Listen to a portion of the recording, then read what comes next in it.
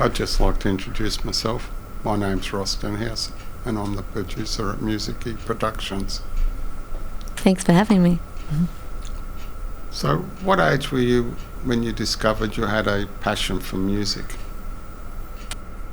Like when I was a kid, not a specific age, but yeah, when I was a kid.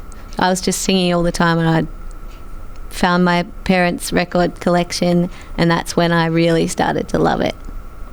The ABBA and the Beatles and all those great albums, and that's when I really got obsessed with music. Where do you get your inspiration from to write originals music? We've recorded quite a number of originals today, and they sound great. So where's that inspiration come from? Mostly just from life and people around me.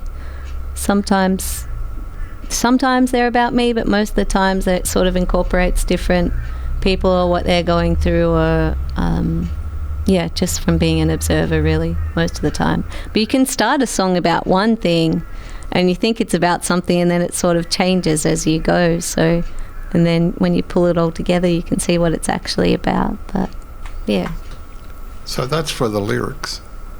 But where do you get your inspiration from to write the melody? The guitar? Well, for me, I sort of don't overthink it. It happens in a really natural way when you just sort of you just be playing around, and then if you for me, I sort of have to have some kind of like little verse or melody. So if you're playing around, and then eventually you'll hit the right sort of structure that it will work in together, and that's how it comes out.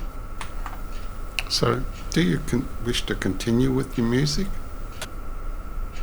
Yeah, absolutely. As long as I can, then I will. You've played in bands. What's the difference between being a solo performer and playing in a band? Playing solo is good because you can kind of make it up a bit as you go and change things while you're going, because obviously it's just yourself. But playing in a band is sort of a little bit more fun because you're reacting with other people, so it's a little bit more magic. So in 5 years' time, where do you think you'll be? 5 years' time? Well, I'd hope I'd still be playing and hopefully releasing a little bit more original music if I can, if all goes well.